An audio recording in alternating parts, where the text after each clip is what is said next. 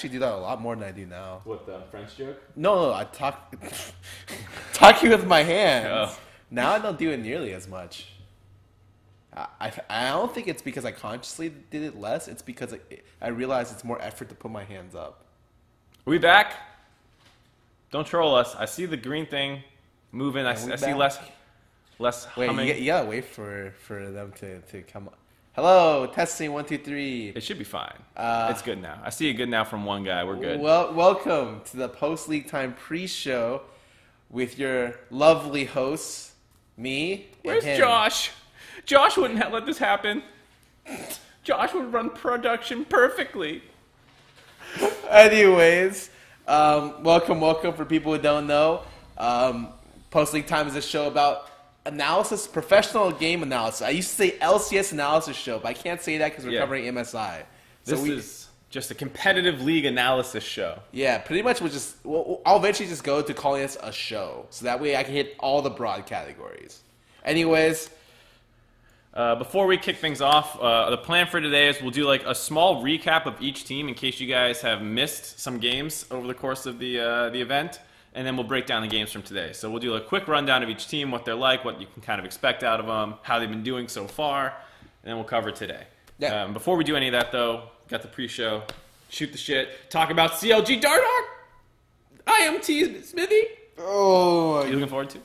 Of the most. I did not expect this to be one of the first trades to be seen. You know, I'd heard that CLG was getting trade offers throughout the season. Yeah. But this was not the one that I was like, that's going to happen. It's so funny, too, because I remember when Dardak first signed with Immortals, he posts out this video. He's like, I trust Immortals. What happened to... Oh, God. This is the organization I want to be with. I think they have like it's like all the stuff that you would hear from someone joining org, and it's like because he trusts us so much. At the very end of the thing, it's 3-year contract. So that's pretty not unheard of, but it's a very long contract. So in sports. Dardock, great kid.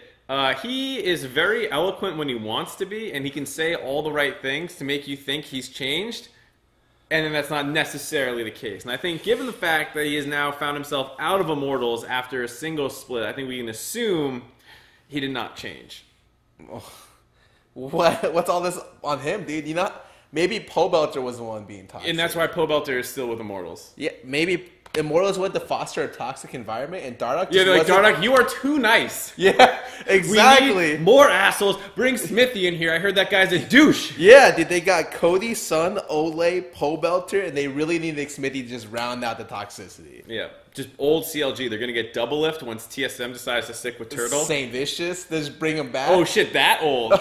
Well, we might as well go I thought like... we were going like the one that won. Oh. With like Afro and Pobelter and double lift. Yeah, I mean, I think that's actually so funny because they're slowly signing like the spring split roster. Yeah. So they got 2 of the 5, and they just need to slowly sign back the other 3. Yeah. All right, I see a lot of people calling me homeless because I didn't do my fucking hair today. Should I cave to the Twitch chat and put some shit in my... I'm doing that video with you guys later anyways today. I mean, you can, but like... Let's go do my hair up. He actually caved to you guys. You see what happens when I stream. You guys are like, Scarra, I like what you did with your hair. It's messed up. I'm just like, thank you, dude. This is my new look. I never caved to you guys. Ever. I'm just a big pussy. Yep, exactly. You heard him first. Actually, one of the things is my hair is thinning right now. You gonna get some plugs? Wait, what? Get your hair, like some hair plugs, get some Rogaine in there. Actually, oh my god, it's because I know some people in the scene that have like extensive hair loss, and I was worried for myself too. And I found out it's just the shampoo that I use that actually destroyed my hair. What do you use? Because I use Head and Shoulders 2-in-1. Am I in trouble? It's just like a lot of them have like sulfates, and like it wasn't that bad for my hair before, but like literally like after a frequent use. It's like I'm a cancer patient. I like go in the thing. It's just falling out. No, I'm like washing my hand. I pull my hand away. I'm like, yeah, that's a decent amount of hair. Now I switch to something else. I'm just like, oh, it's perfect. So thank God I'm not going bald anymore. I don't know if I can fix the effects, but it's okay. My hands are gross. Now I need to wash them. But the hair's done. Ish. I didn't try that hard. So I don't even need to try. Okay. Do you think it's gonna work out? So honestly, let's think of all the CLG roster changes in the recent years. So they picked up Huhi. They picked up Stixay. They picked up before that. They picked up Pobelter and like Smithy. They picked up Darshan, and of all the roster changes they've ever had since Tony Gray became head coach or was working with the head coach, essentially have all been worked out in some way, shape, or form. So you wouldn't look at any of them and say that was a fuck up. Yeah, exactly. Like the Hui thing, I know a lot of people were skeptical. Turned out to be like pretty decent. You know, maybe he had a really bad split, but even during his bad split, he worked inside the system. Right. They still won. Yeah. So I think if any team can make it work, it would be CLG. Do I think off the top of my head that's a great move? I'm like, it'll be more enjoyable for me to watch CLG games now, I think. Well, yeah, I mean, so the funny thing is, like, there's two ways this works out for me, which is, like, one, most of those recent changes, like, obviously the Pobelter one, not so much, but the Huhi and the Stixay one were changes specifically because the team environment was bad. This one feels like a change because they didn't think they were good enough anymore.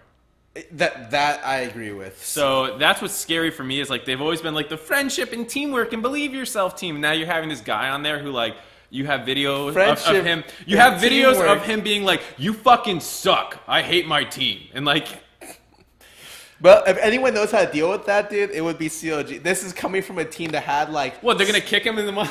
Like, they worked with Tony has been around long enough. He's worked with like season 2 Doublelift. Yeah, he worked with them. They didn't fix them. They removed them. Oh, I know. I mean, honestly, at this point, Doublelift's okay, but like before. Yeah. Before, it was, like, pretty bad, like, really bad. Yeah, he reformed after he got kicked, and then he had Bjergsen on his team who's, like, better than him, so it's just like they pull their dicks out, and Doublelift's like, all right, you win. Why do you think they're going to work? Why do you think they can't work at CLG? I don't know. Who's the guy? Who's the guy who's going to pull his dick out, and Dardock's like, all right, friend. Stixay? I don't know. Big Dixay! There you go, man. I don't know. I just don't see it necessarily happening. I actually have, like, similar worries, but I do think that of all the teams that could pick up Dardock and make him somehow work, I'd probably bet on him. Right. You would probably say TSM number 1. Oh, yeah. I think, and then maybe C9, but even then, I don't think there's a strong personality in that team that would just be like, dude, shut up. Yeah. I mean, the way, like, Reggie would come in. Like, Reggie would just be like, Dardock, shut your fucking mouth. You know, like... I think the strong personalities at C9 all left C9, actually. Right. Like I think High and Meteos were both strong personalities, and they tended to clash a lot. Well, yeah, that's part of the problem that team had, was actually they both had two different strong opinions. And now that they're both gone, I don't think C9 has one of those players who I think Jensen has a strong opinion on how he wants to play the game from what I've heard. 100%. But he's not necessarily like a vocal leader in that way. He'll like tell the coach, like, I want to play this way, and the coach will get everyone on the same page. But I don't think it's Jensen. Yeah, no, I don't think so either, but... that is a good point, and I mean, I don't know. I just think, it's that I trust the system of CLG. I think in terms of coaches, Tony is someone who I personally worked with, and I have high respect for. I know, like, when I think of this team, people who I'm like, okay, well, he came from nothing and worked his way up. That's Tony, right? And so he's kind of done the American dream in terms of coaches. He literally unpaid like guy to like living guy, still unpaid, to like he gets paid like $1,000 a month, like just like nothing, and then that's you? That was me, dude. I was remote free for Curse, and then they brought me in, and then like it was dick pay, and I lived in the closet, and I worked my way up, and now I'm on a show with Scarra. Oh my God, dreams have come true. You've fallen so far. Oh shit. Jesus, man. I thought we were living the American dream, not like the Great Depression. Yeah, so anyways, Tony should hypothetically be the coach to make Dardock work. And assuming they fix that, I think Dardock actually like kind of works with their style super well, where they were like getting aced 15 minutes into the game, every game towards the end of the split. Yeah, at least now they can get aced at 5. Well, at least like they have a better mechanical player to just like go apeshit in that setting. I actually love the fact that he's able to be aggressive enough to be able to create action. Yeah. And CLG never lacked action. It was that they didn't win the action they started. And I think that's where Dardock would be better. Yeah, he's always the person where you're like, okay, in a 1v1 situation, skirmish situation, you'll take him. Yeah, because mechanics-wise, guy's incredible. Right. So I think that can work. I think Tony has like really good strategy. It's one of the big things we've always said is that he's one of the most creative coaches in NA. And I think Dardock is probably down with that as long as like you can convince him it makes some sense on some level. that's just the difficult part. Is assuming like if Dardoch doesn't accept Tony as like the coach who's going to tell him what to do, then he's just going to second guess him the whole time. Yeah, it could be bad. Okay, now let's go on to the more important topic. Most important something topic. that Mark really wanted to talk about. The Pugmaw skin. Pugmaw skin. I hate this skin so much. It's unbelievable. And like, there's been bad skins in the past, you know? There's been plenty of bad skins, and pro players often pick the bad skins to kind of like highlight how dumb that skin looks and stuff. Like, pro players always do this. People think pro players like those bad skins. No. They're trolling. Yeah, Kitty's favorite skin was Nottingham Explorer Ezreal. Oh, he thought that the hat looked funny, and that's why he would pick it every single time he played Ezreal. I'm just like, that skin's awful. He's like, yeah. Or like Nottingham Ezreal. Yeah, that skin's awful. That's why I play it, yeah. So my problem with Pugmaw is, like, I get it's a joke, all right? And I understand if you just think... I think stupid shit's funny all the time, actually. But at least, like, have some extra level of humor to it. And I just don't see it with this skin, you know? It's like... The concept is, like, it's a dog. And that's the whole joke. And then, like, its themes and, like, conceptually, it's not that good. It's like, what is a dog known for? Like, chasing its tail, playing fetch... biting stuff. It chases its tail in the taunt. Yeah, but all those are just like ham-fisted like animations. In terms of like gameplay stuff, it just drools. It projectile drools. Like, dogs don't projectile drool. I'm sorry. They drool a lot. I'm sorry, the skin isn't realistic enough. It's not. It's not that it's realistic. It just doesn't make sense. It doesn't have to be realistic. And then like what its passive is just like it runs up and dies.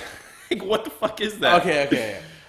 I agree that I don't like the skin as well, but for different reasons than you, right? Like, it's an April Fool's joke, so, like, I think, okay, what are the April Fool's skins they have in the game? So they have, like, definitely not Blitz, right? That was one of the earliest ones. Fucking hilarious. And then I thought that was really good. The next one that I thought was really good was the Draven, right? You mean the Big Head Draven? Yeah, it's I think it's called Draven. Oh, literally what the skin's called. And I was just like, that's hilarious. It's super funny. And then that's, like, the only two I can remember. I can't remember that many either. So then what's your problem with Pugmaw? My problem with Pugmaw is it's the first skin that's been like... Okay, there's been skins that have total reworks. But Pugmaw is a skin that's like...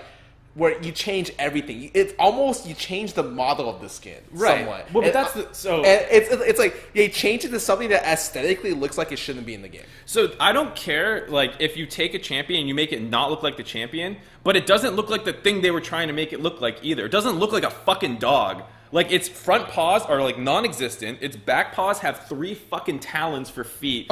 It doesn't look any... The only thing that looks like a dog is its face. We played a game that had Yi triangle feet for, like, 3 years. Like, yeah, Nidalee triangle feet was different, though. Like, they put this piece of shit in the game. Not like it existed and we need to update it. My argument was never going to be like, you know what? This game should be more realistic. Like, I can't... I'm not saying it should be realistic. It just shouldn't look like dog shit. It doesn't look like a dog. It looks like dog shit. I just think that it just clashes so much. Like, when I see the skin in the game, I'm like, oh. It's like someone just like, you know, someone made like one of those custom skins. It looks legitimately like the quality of a custom skin. Yeah, like someone was just thought it'd be really funny to put like a dog skin in the game, and like they're just using like the graphics files, but only you could see it. Like, it looks like someone did that. Yeah, it looks so bad, and like it doesn't look like Kog'Maw, which is a problem. But if you're okay with that, which I kind of am, if it looked like a dog. But it doesn't. I think it's okay, dude. I know when you're talking about this, you're going to go into Riot sometime, and they're going to be like, so we heard what you said. Yeah. I mean... That artist right now called me 7 times after the show and just cried. It doesn't, like... The pun's not even good. Why is it Pugmaw instead of Dogma? Why is it not Dogma? I think it's okay. I honestly think it's okay. I just think it's... Like... I'm fine with dumb shit in the game. Like, I said, like, I think Poop Zach would be hilarious. Just, like... I think it would be bad. I think it'd be terrible, too. But, like, that's, like, the level the Pugmaw skin is on. Except it doesn't even make sense. Like, thematically, Poop Zach would be better. You're literally saying a piece of shit would be better than the skin. That's actually, like, the lowest... I'm going to save your career right here, Mark, and just move on. Because 100%, dude, you're going to get fired from your job. If you keep going. So anyways, I think the skin is a little bit different than what Riot's usually done. I'm not a huge fan of the art style. And Mark is not a huge fan of it as well. Yeah.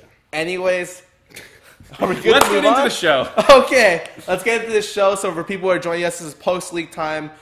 We didn't have post-league time at any of the days this week. Yeah, why is that? It's honestly because... Yeah, why is that? Because I like post-league time. I think the people watching like post-league time. It's because of me. Yeah. It's because I didn't want to do post-league time for 5 days a week. I think that's actually insane. That is kind of crazy. So we were going to do 3 of the days. And then, like, the Friday, I was just like, I got to play more HOTS. Because I was really mad about being hard stuck Diamond 5. And after 15 hours of playing on Friday, I have... Gone nowhere. I'm actually at the exact same, like, relative place where I started. So I am actually just hard stuck Diamond 5 in that game. So let's move on from the game that you're garbage at and get into the games that we kind of know what we're talking about, right? Oh, I know.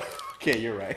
Let's get into MSI. So this is the first one. Like I said, we're going to kick this off with a brief recap of each of the teams. If you missed the games over the course of the last 3 days before this one, you might have missed some stuff. So we'll just kick things off with a recap. I've watched a lot more of the event because Scarra's been busy streaming and stuff I've watched about 50% of the games, I would say. 50-60% of the games. And so but I clearly watched all the games today. So we'll go overview, and I'll just drop in the stuff that like I've noticed or stuff like that. So to kick things off, let's break down Scarra's favorite team, the Galactic Space Bears, Gigabyte Marines. He'll mess their name up 5 times over the course of this show. This team came in as the wild card region. During the play-in stage, they played best of 5 versus TSM. It was super close. They actually probably should have won that best of 5. They lose it. Everyone's like, oh my god, TSM shit.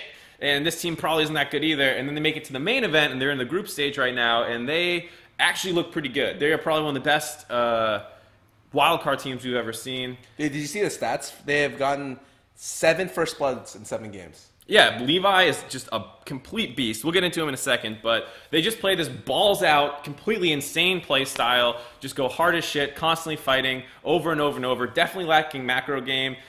They're like, don't 1-3-1, really.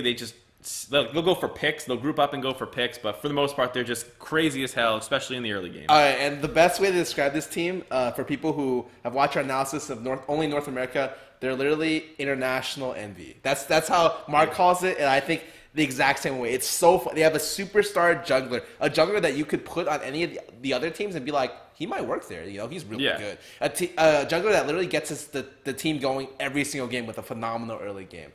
Same as Lyra. And then you have, the only difference is, I think, or I would have said that their mid laner is playing better, but he had a bad day. Today, he was just like, oh. In the game that they won, and we'll get into it, his Zed started awful and then kind of turned it around because their comp was so funny. And we'll get into that in a minute. But yeah, they definitely have a better mid laner, and their team fighting's still super suspect. They'll just lose a team fight late game and like lose the game off it despite having a 5K gold lead. And one of the other differences is just that like Envy in LCS just has a more consistent bot lane. Like I look at their bot lane, I'm just like, right. It's not to say that Gigabyte Marine's bot lane is worse than Envy's. It's just that in NA, Envy's bot lane generally just like doesn't mess stuff up. Yeah, they're just super consistent. So like, there's no like weird variables where like they lose one game, they win other games.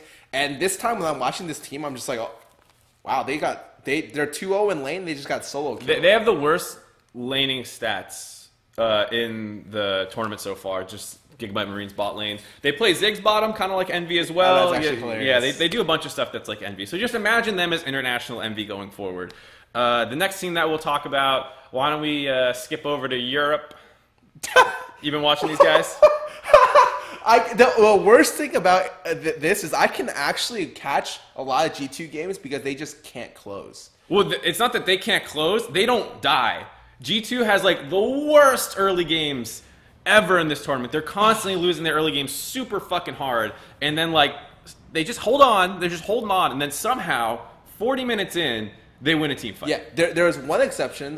They played against Flash Wolves, and they had probably one of the cleanest games of the entire tournament. Right. Where they almost perfect gamed them. Yeah, it was like disgustingly one-sided. But aside from that one game, every game I've seen them play, I think I've seen 5 of their 8 games or 5 of their 7 games, has been going to like 35, 40 minutes, and you're just like, how do you consistently get here with like a 7K gold deficit, and they win a team fight, and then like they slowly win the game, or in one of the cases they lose the game, which was against TSM, which is actually they've lost a couple of games late game because it happened again today. Oh yeah, that's true. We'll get into that, but anyways, the team's been very, very hit or miss. Like they don't have like a clear standout player other than maybe Sven, but even then he's been having some problems. Perks has had like some big plays, but also some bad ones. I think this team... Trick's the same way. Yeah, the team for me, at least watching them in earlier iterations, was a lot of it based on, okay, their jungler gets them going. Yep. And then everything else works around his early pressure. But in this event, Trick has probably had one of the worst performances I've seen him play, like, period. Well, most of his international tournaments previously, he struggled pretty heavily in as well. I don't know if it was as bad. Maybe it's just because I'm watching like certain clips of his play or certain sections of his play, but Trick has been like, my God. Like, I thought Sven wasn't playing very well this event. I thought he would be by far like the worst Western jungler, and then like Trick is just like coming in and be like, wait a second. Yeah. Don't forget about me, guys. Oh God. Anyways, let's. I mean, there's not much more to say about these guys. Lose a lot of early games, kind of win a lot of late games. I think one of the reasons why they lose a lot of early games is because when they fall behind the early game, they don't understand the concept of like how to play the map. And so a lot of teams will happen is when one team goes for one half of the map, the other team will just by default go for the other side of the map. So when you're playing against better teams, they trade a lot. Yeah. And so one team slowly accrues like a 1K gold lead, 2K gold lead because they're rotating first, and the other team is slowly catching up. So as the gold leads extend, like goes forward, like a 1K, 2K gold lead, as the game progresses, becomes less and less. I don't necessarily know if EU does that or like if G2 does that because a lot of teams actually have been struggling with even just like flipping the map or trading objectives. They just keep their bot lane like with no TP advantage with like a turret down. Like, why are you still bottom? Yeah, in general, the level of play at this event has not been like phenomenal from what I've seen. But we'll hit on that right before we get into the games, like a more overall recap of the event, real quick. Let's change teams up. Let's go World Elite, the other team that played for the first game today. I mean, we have a lot of teams to cover still. World Elite, they are looking pretty definitively now like the second best team in the event. By the end of today, they are the only team with a winning record aside for SKT. I believe that's true. Wow, that's crazy. Right? Everyone else is 500 or below. That's actually really I don't even know if they're 500. Shit. I'd have to take another look at the standings. But WE, they came in like a little shaky, and they've had like different pop-off performances by a lot of guys, but a lot of it has to do with Condi being like one of the better junglers at the event, and then their whole team playing pretty well at different points. So like there was the first game of Kled that 957 had where he like totally took over the game, popped off. GA has had pop-off games. Their bot lane has had big games. Condi has been like the consistent guy doing well. My impression of World Elite when coming in was I had no expectations. So I was just like, okay, I don't know what this team is. I didn't watch any LPL. The very first game I watched was they played against Flash Wolves. And for me, Flash Wolves is a team where like, okay, well, Karsa and Mayport are two heavy hitters. You got to find a way to control them. And the way World Elite did it was like actually phenomenal. Like really, really good. They tracked the jungle perfectly. Like the entire game up until his second red buff, contested it and took it. I was just like, oh my God, literally hard tracked the jungler for like the full 9 minutes. I was so impressed. I was like, wow, this is a team that knows like at the very minimum how to play together. And so from that point, I was like, they're a legit team. Like I'm actually expecting stuff from them. And Condi has been pretty consistent overall. Right, maybe not as explosive of performances we've seen out of people like Peanut and Levi and stuff like that, but he hasn't had like the really bad games. So he's been consistent when a lot of junglers have been struggling. And yes, I know it's not World Elite, it's WE. Scarra and I are old. Oh, is it just called? It's WE. Wait, really? Yeah, it's just WE now. When did they rebrand? I don't know. It was a while ago, actually. I didn't even know that. Oh, you didn't know? I just assumed you were doing like the Gamania Bears thing. No. I legitimately just called them World Elite. I think that's a cooler name. Like Team We who? We? Yeah, just We. We? No, dude, World Elite is sick. It's like, oh shit, they're the World Elite. They're the people at the top, dude. These are the guys making the decisions. It's just yeah. So I mean, you can call them World Elite. Like we don't need to be official on this show. We call them the Galactic Space Bears. Like sorry, I actually did not know that. Like I apologize for World Elite fans who are very triggered right now. Careful. You got a Chinese following, right? A little bit. No, not at all. I feel like I would be like the worst person to have a Chinese following for, because it's like, okay, why would you follow me? It's like, okay, I have history, but like a lot of other Chinese players have history. I'm Chinese, but they have like a whole thing that's Chinese. Like when Darius went over to China for All Stars, he had literally like the most amount of people, because like he took a separate bus back because there's so many fans that he wanted to sign stuff for, and he was like the only one who did that. And for me, I was just like, Yeah, they wouldn't do that for me. Goddamn, all right. I feel like that's just not the region where it's like, if they wanted to follow like a Chinese player, they'd be like, oh, our country's full of that. Well, I mean, they just, some people like older, like in the scene players from North America. So like, I know Doublelift has like a pretty big following. Yeah, no, but Doublelift's still playing professionally too. Well, true, but I don't. I just assumed you were popular. My bad. Oh.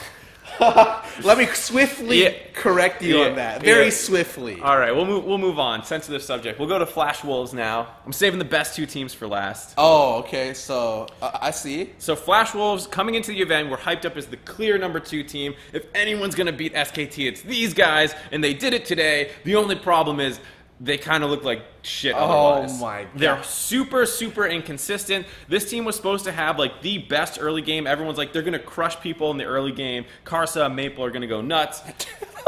ᵐᵉ's look good, don't get me wrong, but the team has had a lot of bad early games, and it's just like fallen behind and kind of bled out and died. And in a lot of their games earlier on. They've kind of been turning it around the last 2 days, but the first 2 days, not convincing at all. I think the first 4 games and maybe first 5 games, Flash Wolves had like just, it was like, oh my god, they would do everything from drafting like all losing lanes to like just playing what they're notoriously good at, which is the early game, just very poorly. And for anyone who knows anything about Flash Wolves, before they upgraded their AD, this is strictly the same exact team with a better AD.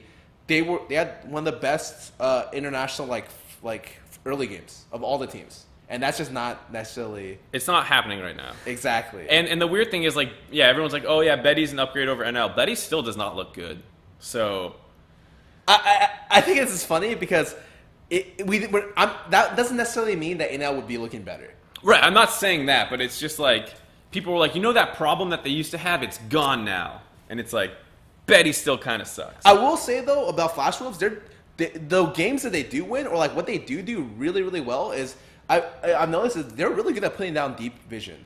And so, like, the way they like, actually like snowballed the game against SKT was they fully covered bot side. Like, even at the expense of like going to like their losing lane and just a hard forcing deep vision. They're good at being able to get deep vision and working with it. And that's actually how they ended up winning that game, was they got the whole top side one time, and then they got like a good flank TP off. Anyways, let's not go too hard on that game. We'll cover it later on. Anything else you want to say about Flash Wolves? Anything that sticks out to you? I still think ᵐᵉ and Maple, for the most part, are pretty good, but they have not crushed early games the way it was kind of hyped. And MMD has not looked too good. Yeah. I think their ᵐᵉ has been doing a lot of roaming, and so a lot of the reasons why I feel like Betty doesn't look great is because sometimes ᵐᵉ and him are on different pages. Like, and it's fine. Generally they're known for having really good mid jungle support synergy. Like, they've caught people multiple times just by going together into the enemy jungle. But then like sometimes it comes at the expense of the AD. And sometimes it's also Betty's fault. Like in one of the game stage, didn't flash a bubble and die. Yeah, for sure. But I'm just saying though, like it's not like they're playing around bot lane almost at all. Yeah. Anyways. Second best team of the tournament, TSM. Can I help you? Sorry. So TSM, like we said, anyone who's followed us prior to the event have said we have not been impressed by the high-level play of NA. Like, the top teams in NA have not looked super good. We didn't have high expectations. They struggle in the group stage versus Gigabyte Marines. We think they're going to suck ass. They go to the event, and it turns out everyone is struggling, and TSM fits right in. And I think they still look bad, but I think everyone at this event does stuff that looks bad. So I understand as a TSM fan, you're just like, oh my god, we're doing so bad, but realize you're like in a 4-way tie right now for second or third. For third. I think it's a 4-way tie for third. I think like everyone's 3-5. There's one 5-3 team and one 7-1 team. It's insane either way. So yeah, TSM doesn't look good. Bjerg looks rock solid. Hauntzer has some good carry performances, some not so good ones. And then Sven and Turtle just like randomly throw games. I do think that it's generally it's funny because you say that, but they've also had good performances, or relative, right? I think, for instance, the first game that TSM played, which was the all protect the Turtle comp. I actually thought Turtle played fairly well in that comp. The one when he was Twitch. Yeah, but then everyone else in his team like collapsed. Like, his Soul Lane's just like died. Sven just inted. And then like the games were like Sven does well, Hauntzer's like 0-7 or something. So it's just like pieces tend to like just fall apart, kind of. They rarely have a complete performance where like everyone's playing decent, but the other team played a little bit better. It's like, why'd that happen? Yeah, it's like, wait, Sven died invading for the 8th time? God. Turtle just walked into a brush and died? Hanser got solo killed? Like, what is happening here? And people can complain about Bjergsen playing relatively safe, but in terms of, like, what they need from him in the event, like, he needs to be the stable player every game. Like, maybe people would like for him to, like, flash in and look for more aggressive plays, but honestly, like, his team's doing that for him. Yeah, I mean, like, the game versus SKT, he was like pressuring as hard as you can pressure a Fizz under turret. Yeah, he was 20 CS up. It was great. Yeah, he was doing what the Syndra can do, like, to the maximum versus a Fizz, and then, like, it's looking good, and then the top side just falls apart. Anyways, we'll get into that game. TSM not looking great, but luckily for them, no one else in this tournament's looking great either. Yeah, I think they have a good, they have a decent chance. They have as good of a chance as anyone else right now of getting out. Oh, and we will talk more about, like, maybe predictions on which teams will get out at the end of our show. Yeah, last topic you see down there, prediction. So we'll hit real quick who we think doesn't make it. Anyways, last team at the event, really not much to say. SKT, still gods, still unfucking believable. They do everything. They're just too good. Like, even in comps where you're just like, oh, yeah, dude, they gave TSM Ivern. Who would do that, dude? They gave Bjergsen Syndra, that's obviously disrespectful. And it's like, wait, no, they're just good. Like, it doesn't even matter. Like, right, like, I mean, the one game they lost today versus Flash Wolves, it was just like, wait, you just let yourself get out drafted so hard. Yeah. And they almost won that game. I was like, still, the thing about SKT is if they're 2K behind, you're like, oh, that's even. And if they're 2K ahead, the game's over. And this game versus Flash Wolves, they had zero pressure almost the entire game, but they were even in gold and, like, up a dragon. And you're like, what the fuck? Yeah. And then they lose that game ultimately. But, like, that's the kind of, like, play that you see out of these guys where you're just like, they never feel like they're going to lose. And I think that relative to their earlier, like, iterations of the team, like, having Peanut is actually insane. Like, that guy is such a strong, I guess, carry player where they didn't necessarily have a carry jungler in the past. He's a guy who you could sometimes trust to just be like, oh, he's 5-0 on Graves. Okay, we win. And kind of to turn this less about SKT and more about the event as a whole has been super scrappy. A lot of blowout games where, like, people get leads really quickly out of nowhere where it's, like, maybe close for 10 minutes, but heading into, like, 18-minute, like, 17-minute, like, the game's blown open. And everything's super, super, super scrappy. And this is one of the best things for the new iteration of SKT because Huni and Peanut love scrapping. Whereas, like, previously you would say, like, a Bangi, Duke would be, like, more controlled. Right, and then you're looking at their bot lane, which I'm not really talking much about because they're killing it. Yeah, they're just the best at this event. Like, it's not even close. No. You're, like, looking at it, they're playing against Flash Wolves, just like, oh, Jesus, dude, go easy, man. They lose, and you're just like, he has a 70 CS lead. Yeah, that game, even though they lost, was like, the bot lane got destroyed. They should have lost that game way harder if Flash Wolves' bot lane were able to hold on at all. If they, because, whatever, we'll get into it. Anyways, let's actually start, because there's nothing more to say about the event. Everyone looks bad aside for World Elite and SKT. Dude. No. Don't worry about it, Miles. You want to say hi to the camera real quick, Miles? You gotta come down a little bit. Hey, look, it's Blitzcrank God Miles. Hi. This is the only finalist in the room for LCS. He's just waiting for chat to talk about him. Coast Daydreaming. The OG. Coast Daydreaming. All right, see you later, man. All right, so first game of the day. World Elite versus G2. Whew. So this is way back. This is going to be a win for World Elite. And overall, it was kind of what we were saying about just how G2 has been playing this event, where they just tend to fall behind earlier on. Do you remember this game? Yeah, this is a game where I was just like, I thought that G2 would, anytime I see a team draft Kench, which I think is what they ended up doing this game, yeah, I get a little bit worried because I'm like, oh, Kench essentially means you concede the lane. Like, against all the ranged harass champions, it's like, oh, okay, well, if you're playing with Kench, you just lose the lane, but you slowly, like, you have, like, decent gank pressure, and your effectiveness as the game progresses, like, you just crush dive comps. But they actually ended up winning the lane. Well, it was completely reverse of what you would think because they didn't struggle in lane. Right. They get their own solo kill, and then they lose the game later on when people start grouping up because Tahm Kench can't save any of the targets. The way the game kind of worked out, in my perspective, was that Kench just tried to make a lot of plays with the jungler, and almost all the plays were either ineffective or turned by Condi. I think that's the big thing, because there was a pause in this game around 15 minutes in, and prior to that pause, the game was like pretty slow paced. And a lot of people were like, "This is good for G2. They're gonna like." Yeah, they want slow paced. Yeah, they want a slow paced game. So everyone's saying it's good for G2. But then when you saw them playing their comp, they made like this one big global play on the top side, and it just looked like horrible. Like everyone came in at different times. They did not land any CC. It didn't look like they were playing super well. And that was like before the pause. And then as soon as they come out of the pause, WE's like, wait, we should play more aggressive. And then they just like kick it into another gear. Yeah, and then after making the play top lane with Kench, didn't work out, they make the Kench play bot lane with the jungler, and it turns out Condi's there. And it gets turned completely, and it's like, oh wow. This game is going pretty dark pretty quickly. Right, as soon as that play happens, there's like another skirmish mid. WE's like, they're not massive victories for WE, but they're coming out pretty ahead of them. Yeah, it's not like, oh my god, they aced them and took 2 turrets, game over. And I think this game is a really good example of the effectiveness of Gragas. So Gragas has slowly emerged as like one of the best top winners in this event. You're looking at highlight reels with all the Gragas players, and it's like some of them you're just like, yeah, this guy played Gragas great, and then a lot of them you're just like, wait, that champion can do that? I guess he could just like win the game for you. And so obviously, like, I'm not going to put World Elite's top laner down. He played really well. Like, I don't even know what else to say. He hit amazing barrels, just overall really, really well played. But also, this just should highlight like the strength of Gragas. This champ is getting banned a lot.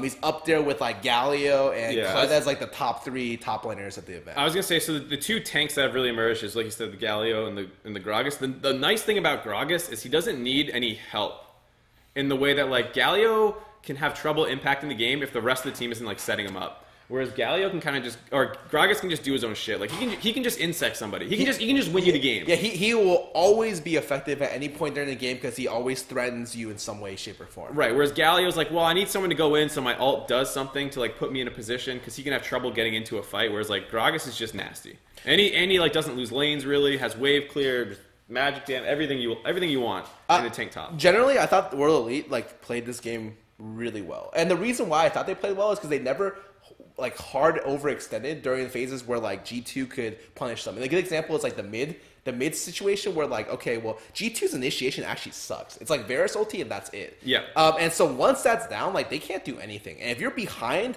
against this Kench is just soaks damage. He just dies for free. He does 2 things. He transports like engagers into a fight if you're playing aggressively, or he saves your AD carry when it's getting dove. Those are the only 2 things Tahm really does. And the problem with this is like World Elite could just kill frontline, or wait to the point where Gragas can like threaten backline to where if they ever step up, Gragas just punishes them for free with LeBlanc. And so the mid lane play was a really good example of what happened was, okay, well, World Elite lost their Malzahar support, and then they're slowly cutting back, and as Kench like tries to walk into the fight slowly with Shen, it's like, wait, they have to walk into LeBlanc with Gragas, and then instantly just like they get chained, and then Smithy's like, oh, this is a bad idea. He gets chained again or something into Gragas ulti, and they die. Well, at the same time, like the G2 was not on the same page here, because I think Sven had already like turned around and started like hitting creeps. And so it was just the 2 front lines kind of running in on their own. And then once they overextend, the Gragas just pops them back in.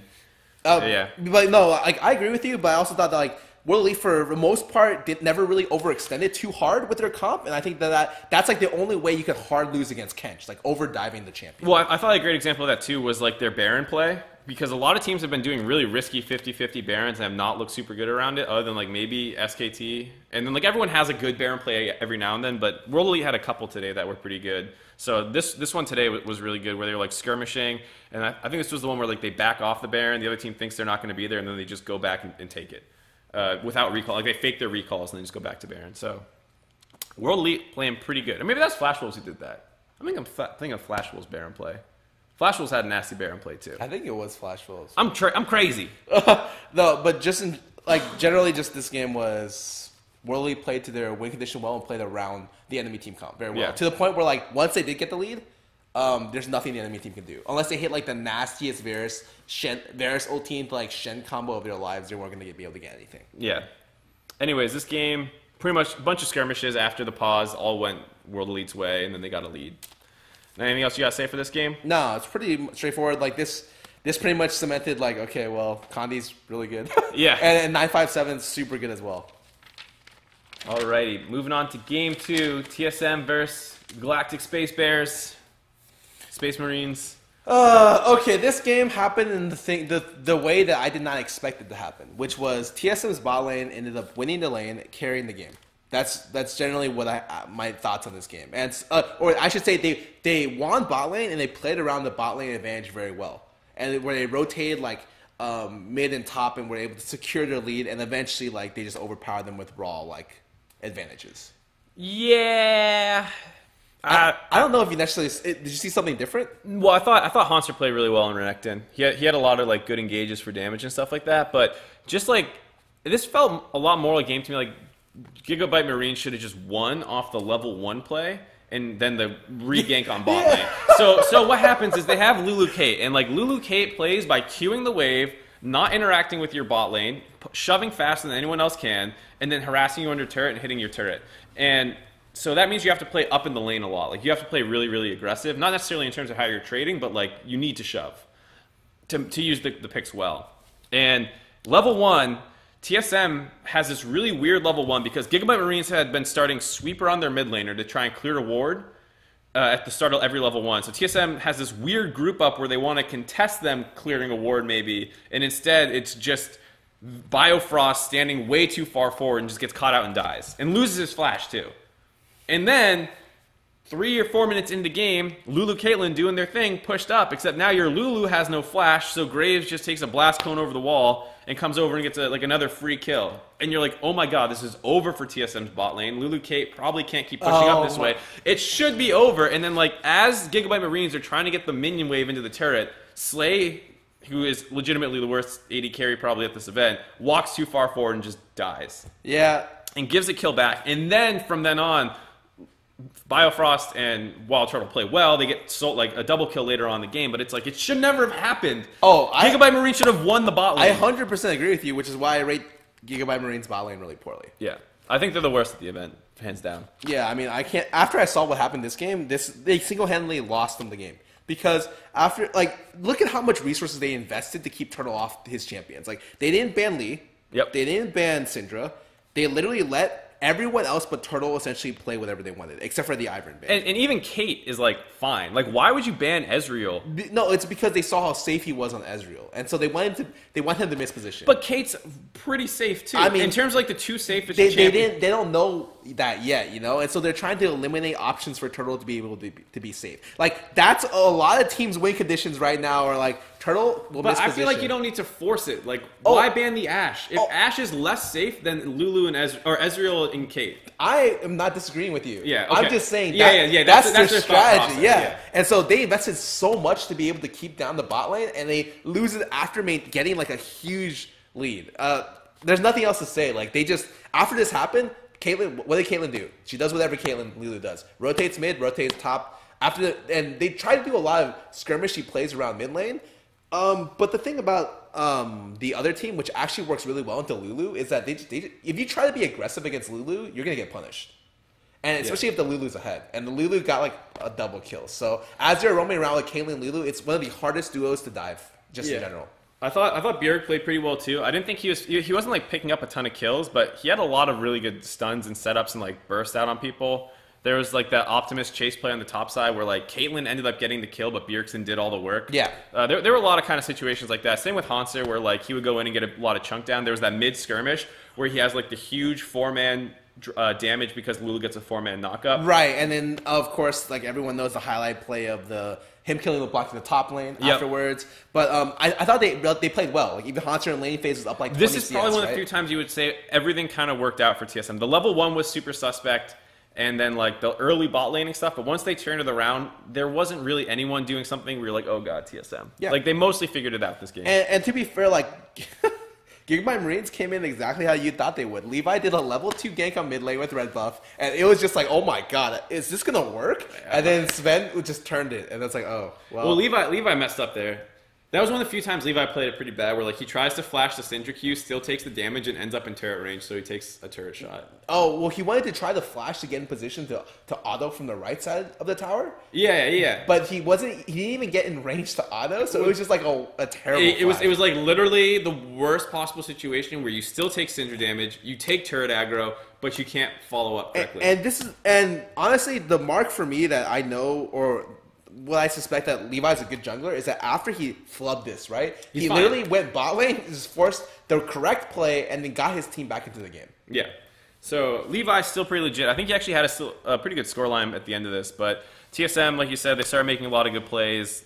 Pretty kind of skirmishy. And then eventually, like 28 minutes into the game, they caught 2 people out and kind of just grabbed a Baron and ended the game like a minute later. Yeah. So it was a pretty clean game. I think it might have been sub 30 or just over 30 minutes. Yeah, I think it was like 30-30 or something like that. But TSM win that game, probably their best game, one of their best games of the tournament. The one against World Elite was probably their best one, where Hanser just smashed.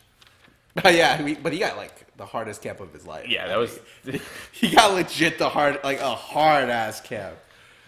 All right, so moving on to the biggest upset of the day, Flash Wolves. Everyone said they're going to be the SKT killers. If anyone's going to beat them, it's going to be these guys. And sure enough, even though they had looked bad for most of the event, they beat SKT somehow. A lot of it should be attributed to the fact that like they actually got a pretty good draft this time. So I think that's the big thing is we always talk about how SKT sometimes is disrespectful in the draft where it feels like it doesn't matter what they draft, they just win. And I think this is a time where they didn't play well enough, or Flash Wolves played up to a level where like the draft mattered. Because sometimes the draft just doesn't matter. SKT could be playing anything. Yeah, usually what happens against SKT is like regardless of what SKT plays, they'll probably beat you with it. Yeah, and they play Aurelia mid, they play Master Yi mid, they'll beat you with it. Yeah, but this is a situation where Flash Wolves put themselves in a situation where they could win. Mm-hmm. A lot of that came to the fact that like they had an early Fizz pick that was a flex pick that could work around the mid lane, and they ended up having 2 counter picks, both in the top lane and the mid lane positions to be able to secure like an early game advantage for them. And then Carsa was able to run with advantages somewhat as well. Yeah, I actually really like Flash Wolves' draft. So like you said, they take the Fizz after seeing the Rumble, so you already have a good matchup on the top side. I'm not sure how much I like the Graves over the Lee. I feel like Graves has been like a little bit of a bait pick so far this tournament where it doesn't do super well. And you know that like Carsa's a monster Lee, Peanut's a monster Lee. Maybe take the one that's a little bit more aggressive in the early game.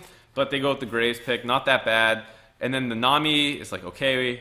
And then the second round, the ban phase, Flash Wolves bans Echo so that they don't have a Syndra counter pick. And then the other team can't pick Syndra because you already have the Fizz, which is another counter. Exactly. And so after you see the Echo ban, you're just like, oh, Flash Wolves got a great flex pick in this situation. And then they were just able to secure Syndra. And honestly, like if you look at there hasn't been many Syndra counters after Echo and Fizz have been banned. Like, yeah, you have like a Zed maybe, but it doesn't fit in most comps. Yeah, and really only Gamma. We did it! Gigabyte. That's the first one. Someone get a counter running. Gigabyte Marines was able to run it, and they had like a really funky comp to be able to take advantage of the fact that Zed does what Zed does. Yeah, that was a really weird comp. Not really like an easily replicatable situation. Anyways, they end up with the Ashe. The other team gets Varus. So they have a winning lane on the top side, a winning lane in the mid lane, the more aggressive jungler in the early game, and a fine bottom lane. And the funny thing is with this game is it still is almost like a SKT win because their bot lane is so much better than Flash Wolves' bot lane. It's an even bot lane. Varus, Nami versus Ashe, Karma. Yeah. You could say maybe... It's like maybe slightly favored to one side. Just because they have sustained. Yeah, but you would never say it's worse than like a 55-45. Yeah, it's like if they're better than you, you're down 5-10 CS at worst. And like instead, Flash Wolves is down like 30 CS, 20-30 CS, like shoved in under the turret. I think they even died once. And this is a good example of like Sword Art just like leaves lane a lot. Yeah. Like it's like 5 minutes passes Sword Art's like, you good, man? And just like runs to it to work with his jungler. And like a lot of times that's how they win. But sometimes you kind of feel bad because you're like, well, the resources definitely aren't going toward that guy, which is like the AD carry that gets stuck in. Yeah. And I think that was the funny thing this time where it's like the first time that he's alone, he doesn't flash the bubble, so Betty just dies, and then he's left alone again. It's like, dude, he has no sums. Yeah, he just gets mauled. Yeah. So obviously SKT kind of smashed the bot lane, and that keeps them in the game for the most part because on the other side of the map, things were not going super well. Karsa gets an early kill on the top side to get the Fizz going. This was the most confusing situation for me about people not controlling sides. Like, when I watched this game, I was just like, what is going on? Because, okay, so the Fizz Rumble matchup, for people who don't know, Fizz favored 1-6 hits. If he ever runs that with that lane, he just snowballs like a monster. Yep. Huni had to build Arm Guard, which is a bad first item buy, but he needed the Zhonya's to deal with the Syndra and Fizz. Like, it's necessary to be able to live in that comp. And so he had to itemize poorly against the Fizz, who got a 1-0 lead because Karsa went up there at level 6 and blew Flash and died for free. Yeah, his Flash was terrible. And then on the opposite side, at the same time, Betty died and has no sums bot lane. So obviously, what's going to happen with both junglers? Just like in like a normal world, Karsa reganks top lane, tower dives him, kills him, and then they take the tower. And then on the opposite side, Peanut just tower dives bot lane, takes the tower bot lane. Neither of those things happened. And I was just like, what is going on? I was so confused. Because the pressure ended up then I think going mid lane and yeah, he got like 2 picks mid or something. Like they picked Faker once in his own jungle, where like the Fizz just ran into the bot lane jungle and picked Faker. You're like, what the fuck is Fizz doing there? So this is like a really confusing game on like a macro level, because it's like I understand what you want to do, and neither of the junglers went for like the easy route. They both decided to go for like the hardest route possible. And to be fair, Huni played really well. Like after you die once in that lane, you should be pressured the entire game by Fizz. You can literally just get tower dove. If you get like play poorly, get chunked a little bit, you can get like 80 to 0 or 60 to 0 really, really easily. But the way that this game blows open is in what I consider to be like fairly good play, vision control by Flash Wolves. They fully ward up the bot side, and this is what they sacked Betty to do, essentially. Some of it was that... Well, are you talking about the 4v5? I'm talking about the situation where the pick on Faker...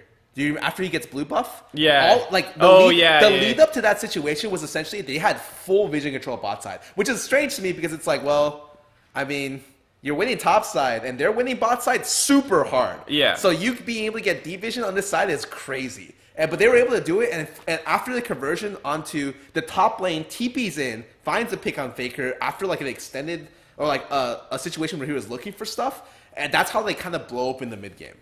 Was that the one where they left Bang just pushing up on the top side that whole time? I think that happened after. A little later, right? Yeah, that happened after when they're doing the 4v5 bot lane, which is really confusing to me. Because I was going to say, you say they blew the mid game open, but they were actually ahead in gold, SKT, because they had better farm on almost everyone. Yeah, it's because Bang had a ridiculous lead. Well, it was pretty even farm on everyone, aside for Bang, who was way ahead. And then I think they grabbed a dragon with that bot lane pressure, and then the turrets were even. So it looked like SKT was fine to just kind of stall and eventually outscale or just become a better team. Well, for me, when I say blow up in the mid game, I usually mean that like they're able to transition off the first tower into like putting pressure onto like the rest of the game. Usually when like mid first tier 1 goes down, or like a lot of the early tier towers go down, that's when I consider like the transition to mid game to happen. Like at that point where they did the 4-man play bot lane, that's like kind of already into mid game. We're approaching like the situation people are on like 2.5 items. Yeah. So okay, Flash Wolves, even though we say the goal was actually in SKT's favor, I think for most of the game it felt like the pressure was in Flash Wolves' favor, because they had a really hard time matching lanes anywhere aside for the bot lane with 80 carry versus 80 carry. Any other time, the pressure of the lanes favored Flash Wolves. Yeah, Fizz got a little bit too big, and no one can really split against that underneath like the tower defense. And so they're able to run with a lot of pressure, and eventually they're able to find not only the bottom play, but they were able to eventually open up the map by warding topside and getting the picks with Ash Arrow, or Syndra stun into Ash Arrow, kill Faker. So that was the big one. I just still I think this was more of a game where like SKT made a very uncharacteristic mistake with that 4v5 in the bot lane. They have their 80 carry pushing up the top side. They have the bot lane pushed in, and they're like threatening under the other team's turret 4v5. Yeah. And then the other team's just like, okay, we'll engage on you. And then they just chase them down the long lane because they're so extended, and they pick up 3 kills. It felt like a lot of them had to salvage Huni, because I think Huni was the farthest ahead. Well, it was a situation that didn't start with just like a siege. You know, it was like everyone just kind of naturally collapses to the bot lane. And then Flash Wolves were like, wait, your 80 carries top. Yeah, exactly. But I'm just saying, like, I can't blame Huni because I don't know who made the call. Right. He was just the farthest one ahead. So maybe, it was someone else's call. Yeah. And but he was the one that was like, oh, he's in a dangerous spot right now. Like, Faker has to like shield him, speed him up, try to bail him out. But unfortunately, he was not able to make it out. Yeah, so that was kind of the one that turned in favor. And then, like you said, the big pick on the top side was like, okay, Flash Wolves probably wins this game. And so people were curious. The Syndra Ori matchup is a matchup where like as the game progresses, Ori becomes more and more valuable. She's a champion that scales better and is able to combo better with initiation to be able to just like give the other person. Not only that, Syndra is typically just less useful outside of her stun. So even though her stun has longer range, Ori tends to be able to outscale and out-impact quite consistently. Except for in situations where, like, the Syndra team gets the initial jump. Right. So, like, obviously Ori has actual defensive tools, whereas, like, the biggest defensive thing for Syndra is, like, I can kind of push you away. Or maybe stun you, right? Yeah, and Ori has, like, just insane, consistent DPS, where, like, Syndra is all stacked for damage, and people consider it a counter for the matchup itself, but it's only an early game counter. So Syndra will typically fall off about by the time the first item gets completed, it's closer and closer to an even game, assuming like it's like a team fight situation, yeah. Exactly. And I think the big thing too is it's not even like a hard counter in lane, it's a soft counter where like you have pressure. Yes, you can push up, but you're not guaranteed to get a CS advantage, which it happened this game. Faker just had even CS. There was a play where like they tried to gank Faker mid and he just like sidestepped everything and just walked away, and they had to blow so many resources just to get to him. And it's like that's another one of those situations where you talk about the draft and you're like, SKT didn't really win this draft. Faker can just win the Ori Syndra matchup Ori side. When you a good example of like Faker just being a monster when it comes to this kind of micro play is just I distinctly remember Faker dying in the level 1 against G2. First game they played. Yeah. And then it was level 6 to level 5. I think a Syndra versus Ori. Yeah. And literally like the level he's running at him as a level 5. Yeah, the level 5 Ori after getting Syndra ulti just like runs down perks. Forces sums, and then like the lead comes in, and then Lee gets his sums forced. I was just like, oh my god! Like they just got destroyed by a guy who's under leveled, and like it's the first game of G2 versus SKT. People should watch that play because it's just like, wait, Faker's too good. Yeah, no, the way he traded there, I was like, wow, this guy's a monster. Yeah. All right. Anyway, so Flash Wolves, like we were saying, they use Ori well. They got deep vision in the top jungle. They get a TP flank off. They hit an Ashe arrow, combo it into a Syndra stun. Use Syndra well. They use Syndra well. Did I say SKT? Yeah. No, you said Ori well. And I'm just like, shit. Yeah. Wrong champion. But yeah, he knows what you mean. They stun Ori. They blow her up. The Fizz comes in on a flank, finishes off another guy. They get 3 picks. They get Baron, and game's over. Pretty much over after that. Yeah. They had a good Baron bait though. That was the play I was talking about. Where like. They got a little low, was a little scary against the Rumble if they would get Rumble ulted, so they kind of like pretended like they would back off and all recall. SKT leaves and resets to go deal with minion waves, and then they just go back and they get the Baron. Yeah, it was something where I was like, wow, that's a ballsy ass play, and they were able to get it and finish it, and I was like, I guess it was good. I liked it. It was a play where I just didn't expect, and neither did SKT, obviously. Yeah, it was a good play. So, anyways, Flash Wolves played out pretty cleanly from there. They're too far behind, or SKT is, and Flash Wolves, I think the reason that they're able to beat SKT is they have like this amalgamation of like craziness because they're pretty fucking weird, almost like Fuck, I did it. Just no, we're 1 for 1. Gigabyte Marines, they're kind of crazy like Gigabyte Marines sometimes, but they have actually good vision control and shot calling, which I think Gigabyte Marines lack sometimes. So like this good amalgamation of like craziness and control that can beat SKT under the right circumstances. Probably never in a best of 5. But in the best of 1, they'll take a game or 2. Yeah, and I thought that, as we were saying before, Flash Wolves just played really bad the first 2 days. Yeah. And I think going today was like a good thing for you're watching Flash Wolves play, and you're just like, this is how they play with like a good draft. Yeah. And like strong like vision control, like snowballing their leads. Sure, like I was really confused that they were on the opposite side of the map that I expected them to be, but they were able to make it happen. Yep. So we'll move on to the 4th game of the day, G2 versus the Gigabyte Marines. Didn't mess it up. I got it. Oh, this game. Oh, okay. So, if everyone was wondering, like, haha, NA wildcard region, haha. It's like, Gigabyte Marines is beating everyone. That's not SKT, basically. And even them, their early games are on point. Like, you have to like, even the games versus SKT are, like, scrappy for 5 to 10 minutes. Yeah, you gotta be really careful. If you're playing against this team, their early game, and especially Levi, is so good at being able to snowball early game pressure that he will always pressure the map. Like, whatever happens, you know he will pressure. Yeah. Anyway, so this game, was there anything in the draft that stood out to you? I thought G2 just had a bad draft against this team. So, I don't... usually, most teams are banning away Ziggs, and they're banning away... Well, Gragas, Ken, and Ziggs is like what you usually see for the bans against Gigabyte Marines. And they wanted to leave up Ziggs, which opened up the Zed pick. I just don't think they thought about the Galio synergy, but even without that situation going on, if it was like Galio and like Kha'Zix starts to fight, for instance, they're still in the world of pain, I think.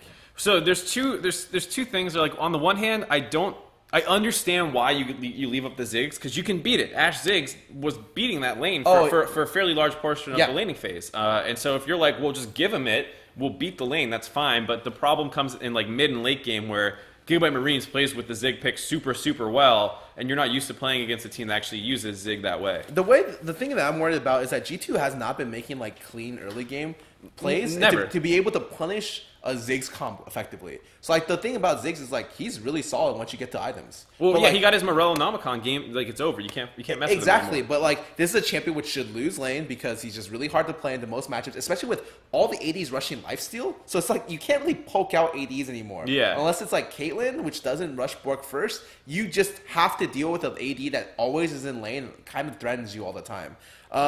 And then, so like you can say, okay, they take Ashe Zyra, they should win the lane. But when you get out of the lane, they have like 0 protection. Ashe Zyra, Syndra, Nautilus, Graves has 0 protection against a Kha'Zix, a Galio, a Zed, all jumping onto your backline with a Ziggs throwing a bomb over the top. This kind of comp is something that like when you're watching it unfold in draft, you're just like, oh, that's a funny comp. And then when you watch it you see it in game, you're like, this is so smart. Yeah, you're just like, oh, they can't do anything. Like, actually, one of the hardest things to do when you're playing Syndra, Ashe, and Zyra is that since you're immobile, you generally want to be the one making the pick first. Because if you're trying to kite back and they have hard initiation, you're dead off the initiation. Or, like, those kind of comps are fine in a front-to-back team fighting comp where they can't just jump on you. You know, like most front-to-back team fighting comps, like the tanks bump into each other and they fight, and then you're melting the tanks. And this is not what this comp is. It's like Kha'Zix and Zed jump on your backline, Galio ults in to knock everybody up and taunts them, and Ziggs throws a bomb. And it's not a normal team fight at all. Yeah, and usually in this situation, the Zed is just dead instantly. If he tries to solo make this play, you give the Zed off the Ashe arrow at point blank. But with the Galio 50% damage reduction, you're not able to get the give fast enough to the point where like you're constantly threatened by this comp. And after looking at this comp, I even made the comment on Twitter that I was like, oh, you know, there's no way if you're running this Zed, Galio, Ziggs comp that if you're ahead and the other team has a mobile champion, so the other team can do anything. Because you just can't, you put them in a position where like there's no counterplay. And as I say at worst, they should trade 1 for 1. Yeah. As I say that, they make like a horrific mistake and almost throw the game. But for the most part, their comp was just really solid into the enemy team. And it was super good in the enemy team, especially because the Zed fell super far behind. And since he's such a vital part of the team comp, I actually thought G2 was going to win this game. Because I was like, well, shit, Optimus died early on. He made a horrible play where like he gets Syndra ulted, then Flash ults in with the Graves just sitting around the corner, gives up a kill. Laning phase is over. Yeah, and the laning phase, he did poorly too. Like, Brooks was up 25 CS or something. So I didn't think Optimus had a good day at all today, just in both games. I was just like, oh, God, this guy is not playing too hot. But even him starting 1-4 or something, they were still able to turn around the game because the comp when you get the team fight status is crazy. Yeah, as long as you... I forget exactly how big the lead was for G2, but I don't think it was to the point where it was, you know, like 3 or 4 or 5K, which is what it feels like when you have 0 protection versus like this insane, weird dive comp. And that's basically what it was. Gigabyte Marines found a bunch of picks, and then, like you said, they had, because they're the envy of international play, they just had this one team fight in the jungle where like everyone missed everything. They were all on different targets, and they split so horrifically. Yeah, they're all over the place. And they get aced. G2 gets Baron. You're like, oh my god, G2's doing it again. They're going to turn the game around. This is crazy. And then they go up mid lane, and they stay too long. And then Gigabyte Marines engage again, ace them, and just run down mid. Yeah, it's not a comp where like you can't afford to make mistakes against the Zed Galio. That's just something where it's like, oh, you're dead. And the thing is, it's like, this is one of the only comps where I'm watching a guy play Zed, and I'm just like, they have the comp for Zed. They made it. Because Zed is like a very tough champion to play right now. Usually you'll only run Zed into like a very specific counter pick with a Shen. But they found making sure the enemy team doesn't have defensive tools. Yeah, because if you're playing it into Lulu, Karma, Ivor, like any of those champs right now, it just feels fucking awful. Yeah, but like they were able to like get the perfect situation for it because G2 drafted Ashe Zyra so early. With Syndra, you're just like, oh, okay, we got it. Yeah, with the Graves, it's not even like a Lee. Like even the Lee gets a little annoying. There's literally nothing in that comp that like makes Zed's life harder. Yeah, so I have to say, like, give him props. This comp is very unique, does its job, and I think like it fits very well for their style of play. But you have to give some, like, you have to say, like, G2 knows the Ziggs is important for this team, and they didn't take it off the table, and they instantly get punished for it. Yeah, I think they thought they would accrue bigger leads in lane and maybe punish them harder because mid was up. But like, Gigabyte Marines is fucking nuts in lane. That's their strongest part of the game. Early game because Levi is able to turn lanes, but I thought G2 had the early game like for a little bit, right? Mid lane was down 25 CS, the bot lane was down 15, and then it gets blown open. Yeah, I guess I can see that logic where you're like, well, if we just win lanes and limit Levi, then we just win later in the game. But yeah, I mean, I see the logic, but G2 hasn't proven yet in this event that they have like a consistent enough early game to be able to do that. Yeah. Anyways, we'll move on to the second to last game of the day.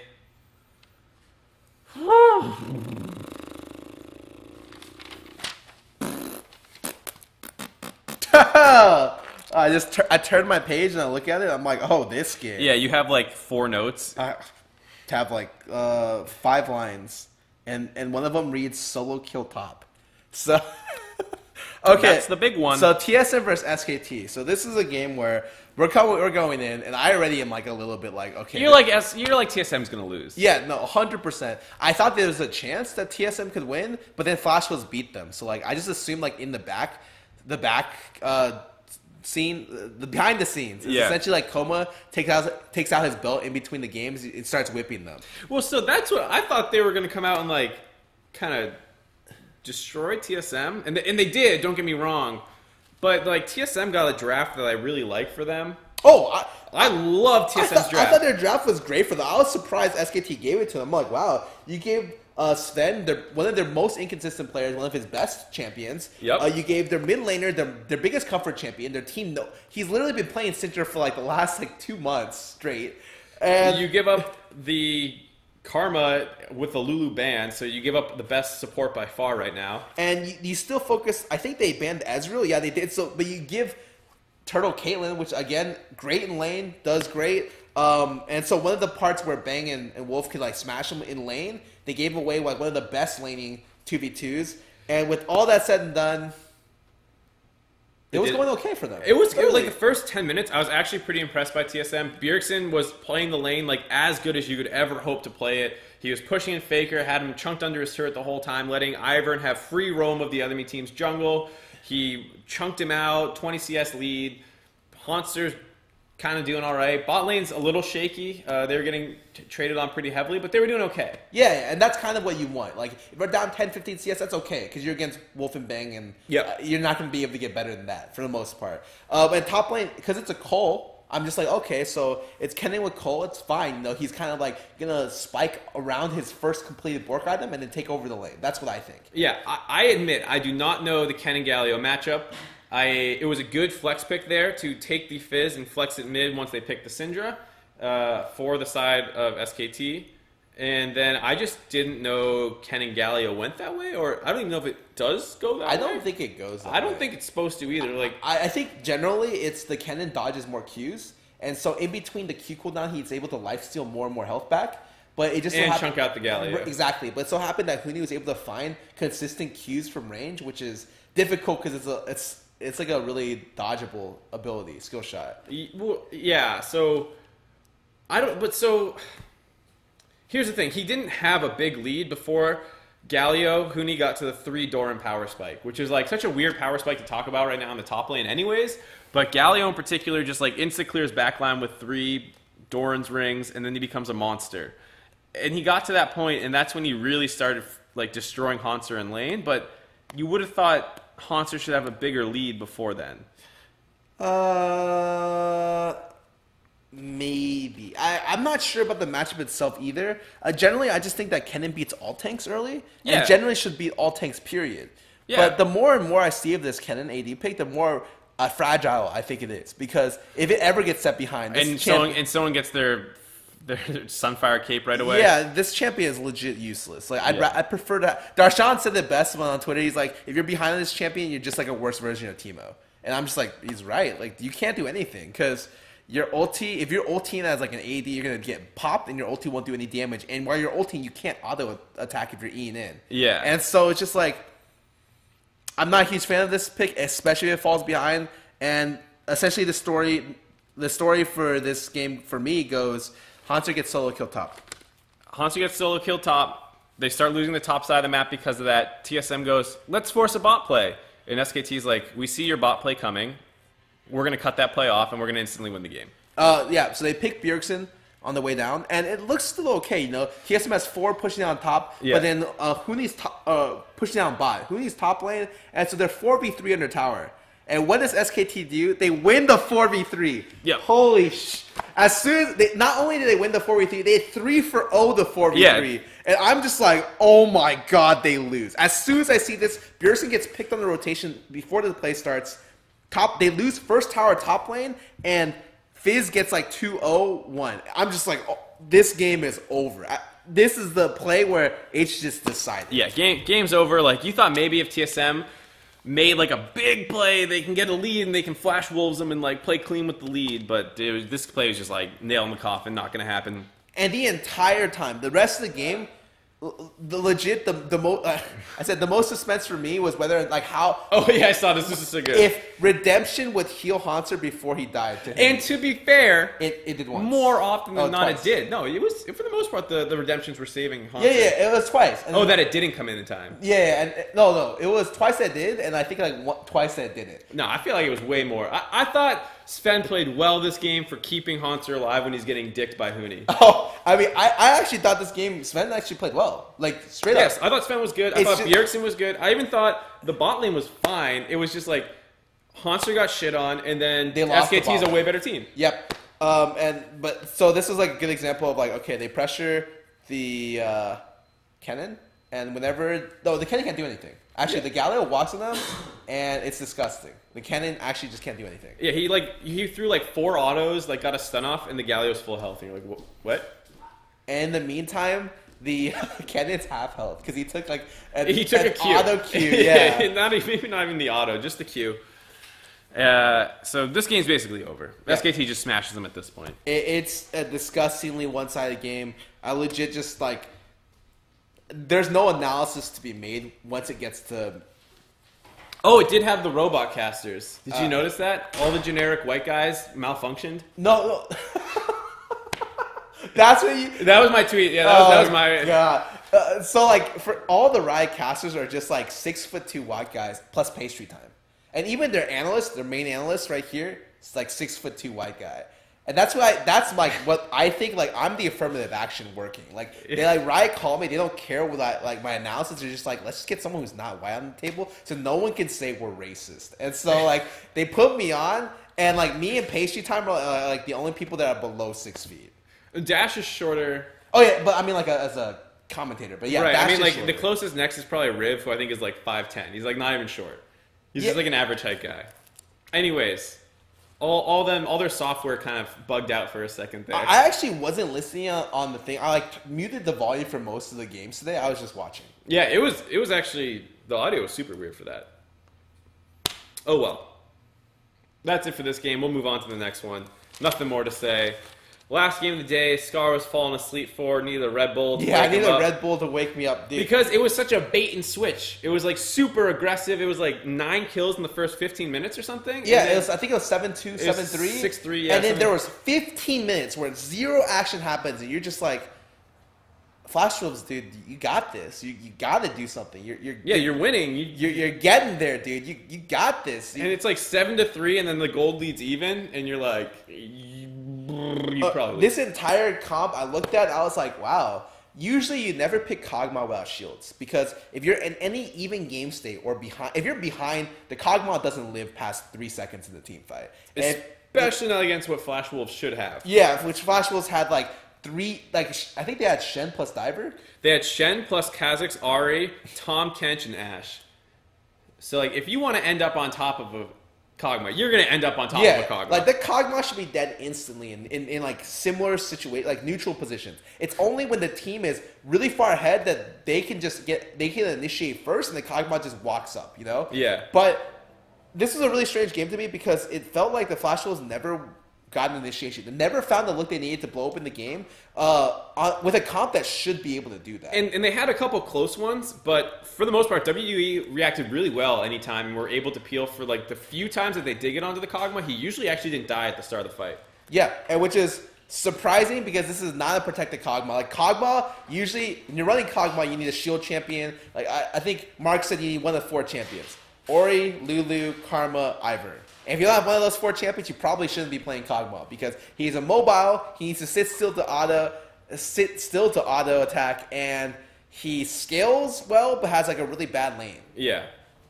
So, for all intents and purposes, this should be a rough game for WE. And it starts out that way. Flash Wolves make a 5-man dive play in the bot lane.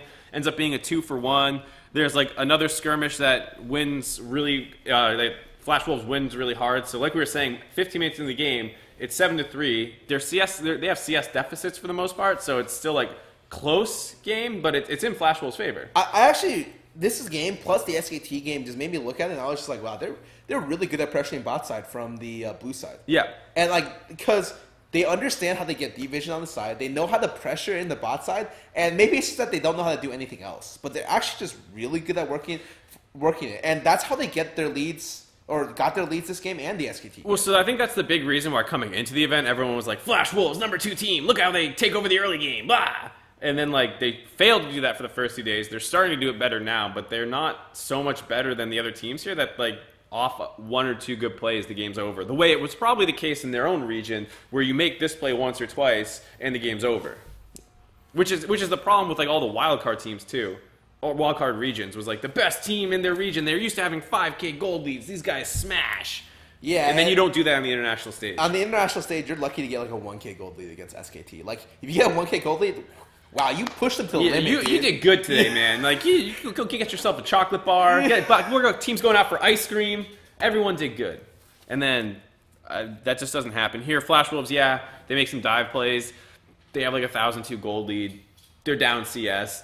WE's even in turrets. I think they even had a dragon advantage. The game just stalls out. Like, usually what I would have liked to see Flash Wolves do, which I think they attempted, was it was essentially a neutral position in mid lane where they tried to get deep ward pressure topside, and they tried to do that for like 10 minutes, and they get a pick, but they weren't able to get anything. Well, so like obviously WE with Fizz, Galio are like 1-3-1ing, or not Fizz. Well, Galio's the support. Fizz, Kled are 1-3-1ing, and then you put the Pugmaw mid who just sits there and tries to wave clear, and they never found the opening on the 1-3-1. They just never got that play off. Which seems crazy because it's like an I feel like of all the comps that this is like an easy situation to find to be able to find the play. Yep, for sure. And then the weird thing was, after the game stalls out for a long time, the game-breaking play actually comes from WE's aggression. It wasn't even like Flash Wolves made a play and WE countered it. It was like WE just forced down mid in a really bad way. Yeah, with Kled, like Kled just went in, but somehow the initiation works because Flash Wolves just splits. Yeah. In a way where you're just like, oh god. Like they end up in River and then like on the wall behind River. So they're just on 2 different sides of a wall. The Shen ult comes in on top of a Tahm Kench. And it's just miserable. Yeah, and Flash Wolves has a comp which just needs to find the proactive Shen initiation. We weren't able to find it for like 25 minutes, and eventually get initiated on and lose the game. Right, so there were basically 2 kind of team fights that happened over the course of this game. The ones where Flash Wolves force, don't kill the Pugmaw, ends up pretty even, and then the ones where the Pugmaw goes untouched and destroys the team fight. And none of those are good for Flash Wolves. Yep. They weren't ever able to bait World Elite into a position where they could cleanly win a fight or get some stuff. I remember earlier in the game where they were able to get kills. Pugmaw like got chunked really hard when they were contesting around the river area, and then contesting dragons. And that's a situation where, like, as the Ahri player, you're just seeing a lone Pugmaw, you're like, yes, this is easy. But they were never able to find situations like that again. Yeah, I think you would have to put a lot of this on Maple, just like not having a great game. It's like Maple plus the Shen, because I think it's down to whoever can make the initiation. Well, you like the communication part, right? So it's like Ahri, Ashe, and the Shen. Those 3 people need to be in tune with each other or in sync. Either one. Yeah, with each other to be able to find the look to start the play, and that never happened. Yep. So WE, they hold on despite the bad early game. They win a team fight, they get Baron, and then it's basically over. Despite how slow this game was, I think it ended at 40 minutes. Pretty standard game time. I look at this and World Elite won, but they played a defensive game well for the most part. But if they do this draft against another team, like if they try to draft this stuff against SKT, I'd be like, they're gonna get slammed. So the story about WE coming into the event that the Chinese experts were saying was that WE was not a super aggressive team. They did not have like super stompy performances. They would stall out and eventually like win a team fight. And they actually said it was kind of random like this, where they didn't look like great initiations. They would often leave Mystic in side lanes just farming on his own. This time they just left him mid lane farming on his own. And this is like actually kind of WE's play style. Ooh, that's really interesting. I don't necessarily know if I like it. Yeah. They don't like it either. Like it won. Like I'm okay if it's like if they do this playstyle with a better comp around Pugmaw, or they do this playstyle with like maybe like a Caitlyn or a Varus or Ashe. Yeah. But if it's like a Pugmaw, no protection, and you're trying just, like, to hold mid. Yeah. Please do not find an initiation on me with like 3 initiation tools and like a good follow up. I'm trying to scale. Yeah. Like that's like I don't want to bet that against other teams. You know, and potentially this could work against other teams. I'm actually really interested to see tomorrow's games because I think maybe World Elite with this style is just like the second best team at the event. I think they're consistent enough from the games that I've seen to be that they're good. They're just straight up good. And maybe this style is just how they can win games. All right, so we'll move on to the prediction section since you mentioned tomorrow's games. Right, we're done with this. We're not. Yeah, we're done. We're done with the recap section. We'll have a VOD up if you missed any game that you wanted to hear about.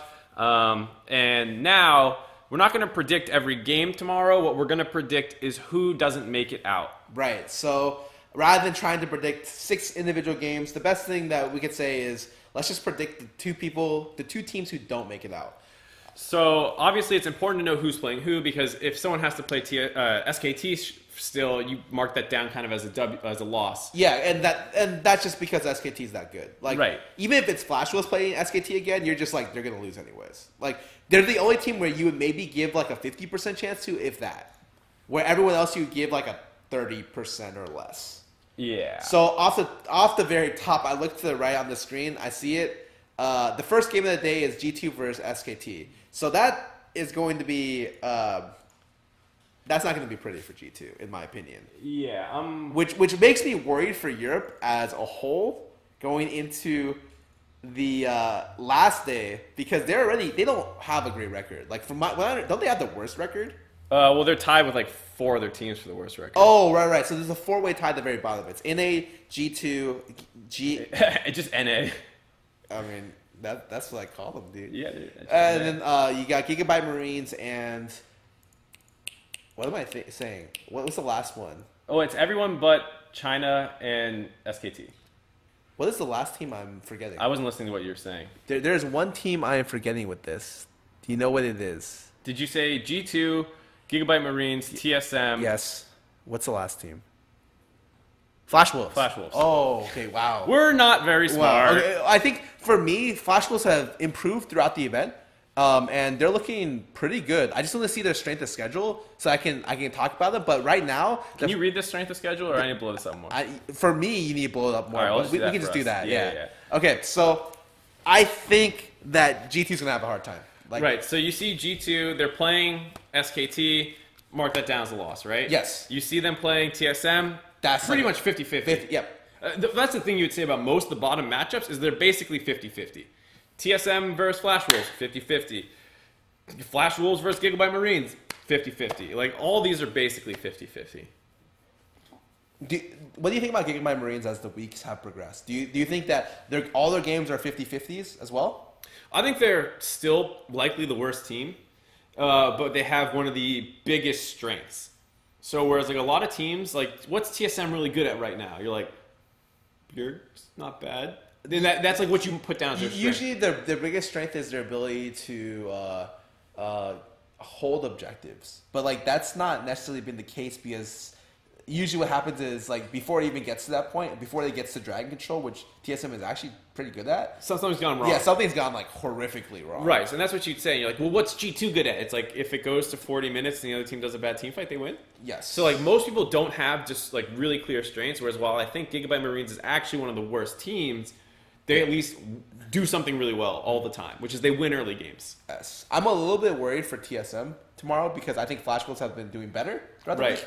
And so Flash Wolves, by the way, their biggest strength is the fact that their mid, jungle, and support work really well together and be able to make plays and set up vision. So something they did really well today was part of the reason why they were able to beat SKT and, I mean, had a close series against World Elite.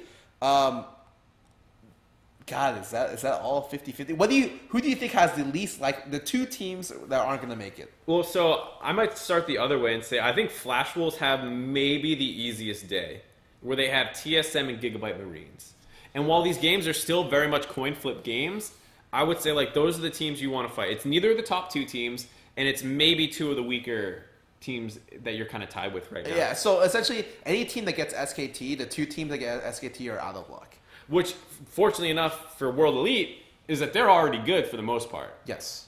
I mean, there's probably some insane situation where they lose 2 games, make it so they're 5-5, and like everyone is tied or some crazy shit. Like, I don't know if that's possible, but like you might have the most insane day of tiebreakers tomorrow. Like tomorrow could be fucking crazy. Yeah. We might have a really late PLT. Yeah, PLT starts tomorrow at 11 p.m. But I think so. I would say Flash Wolves probably makes it through. And then I'm looking at maybe G2. Oh, no, they have to play SKT. You think World Elite makes it through, right? Because they're well, yeah. So World Elite, I'm saying for the most part should be through. So SKT, World Elite, and then I'm throwing in Flash Wolves because their schedule doesn't look too bad tomorrow. Okay. WE is locked apparently. Oh, WE is locked. Even if they go 5-5, and I don't know. I'm not going to trust chat. Apparently, they're secured unless G2 loses to SKT. Wait, so you mean unless the most likely thing in history happens? Well, I have no idea. Yeah, unless G2 wins. Okay. Because I was gonna be like, that's that's the most likely situation. That's the most common thing I think would ever happen. Okay, so let's say World Elite's in. I don't know if I still trust chat, but World Elite's in, like we thought they would be. SKT's in. I'm giving Flash Wolves, and then my number 4 team is the one that I'm really struggling with. So the way I see it is that while I say Gigabyte Marines is really good, like I think they're actually a strong contender for a spot. They're still what I consider to be the weakest team because they have the biggest strength but most exploitable weaknesses which are covered by their overwhelmingly strong jungler in the early game. Yep. Like for instance, their bot lane, some of the stuff I saw them do, that was not good. No, really bad. They have the worst bot lane in the league, I think. Yeah, in the event. And for an event where the bot lane is actually very important, like really, really strong meta for bot lane and AD in general. If your bot lane isn't performing, that's very bad. And so I think World Elite, SKT, I would even give it to Flash Wolves in. I would prefer not Gigabyte Marines. I think they're not going to make it. Well, they have it relatively tough with World Elite being one of their games. Or WE, excuse me. I actually think that there's some of these, of the bottom 4 teams that are tied, Gigabyte Marines has a good matchups against some of these, which is strange to say. I like Gigabyte Marines a lot versus G2, but they played today and they beat them. Yeah. And then I think they might do well versus WE because WE plays really slow. And then Gigabyte Marines is just nuts. Yeah, that's what I'm saying. Like, the TSM matchup is close to a 50-50. I do like TSM as the games progress, like, over time. I think the funny thing that the caster said was, like, yes, TSM won the best of 7 after they won today. Yeah. They played Gigabyte Marines 7 times. Yeah, I think that I would take them, like, a slight edge into them. So I would probably put TSM as the last spot. But that's just because, unfortunately, G2 plays SKT. I think that's kind of how I was leaning to. I think you look at Gigabyte Marines probably losing the World Elite. Maybe it's close, but if they lose that and then lose to Flash Wolves, and maybe G2 loses to SKT and TSM. Maybe they lose to SKT? Maybe, you know. It's up in the air. We're talking about a lot of these 50-50s. Yeah, I think G2 is in trouble. They need to beat TSM, and even then, they might still be too far behind. It's actually great that one of the biggest games tomorrow is the NA versus EU game. Yeah, what's funny is like we all want that game to be hype anyways, and then it's super important. It's the most important game for TSM. It probably is, yeah, because assuming G2 loses to SKT, they'll need to beat TSM to put them at the same spot they are. Yep. And so I think it's really interesting. You know, I just, man, I don't like voting for TSM too because they've been super inconsistent. And what makes it hard for both TSM and G2 to get out is because they play each other. So they're definitely handing one another a loss. So it's hard to have both of them get out. Same way with Flash Wolves and Gigabyte Marines. The 4th and 5th game are like the 2 most important ones because it's between the 4 teams who are trying to get out. So each of them are going to hand each other one loss there. So basically, whoever wins these is super likely to get out. Yeah. And World Elite's just really fortunate. They need G2 to beat SKT to be able to not be locked in, which I think is like 20%. Josh, what do you think? Yeah, I think all those things are really true, and I have to think about it before I have to add anything. So you guys should probably just continue your conversation. That was. I'm saying these for Scarra. I don't care if you guys can see it, chat. That was so good. My God. Man. So we were saying which teams do we think are gonna not make it tomorrow? Oh. The wildcard regions. So basically, the fourth game of the day is TSM versus G2, and the fifth game of the day is Flash Wolves versus Gigabyte Marines. So whoever the losers of those games are probably the ones who don't make it. And I'm saying TSM gets out, and I'm saying Flash Wolves gets out. I'm with you there. I think Gigabyte Marines is similar to ANX, worse the more times you play them. Yeah. Like their strengths are better contained the more and more times you see them. Yeah, you're just like, okay, they're going to do batshit crazy stuff. Be very, very careful, and the bot lane's weak. So we know already we're some place where we can develop a lead. Yep. I think TSM today showed like a really good matchup into them. To the point where like I'm like scared because if Levi doesn't pop off insanely hard, like the fact that their side lanes just generally tend to get pressured. Yeah, is very, very bad. And the thing about Flash Wolves is like, while Karsa can match him, they actually don't have a good bot lane for exploiting the Slay bot lane. Who does? Yeah, that's true. Anyways, that will be the end of our predictions. We're saying that the two teams that don't make it are Gigabyte Marines and G2. Yep. Unlucky that G2 has SKT, man. Unfortunate. Unlucky, dude.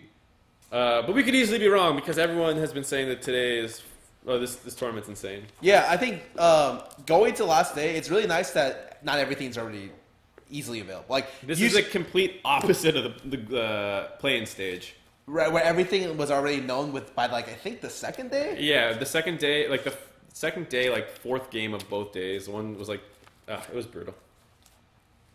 G3-8 much better than last. That's. I mean, they go 3-7, math man, but whatever.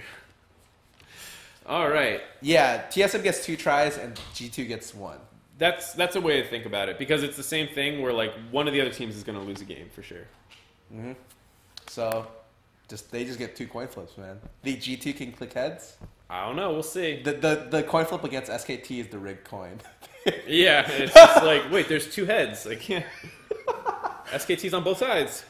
Oh man, maybe honestly, the way I see that, if a team can beat SKT, they'd have to be able to win off an early game snowball, in my opinion. I mean, the thing about the Flash Wolves game was it was not a super big snowball.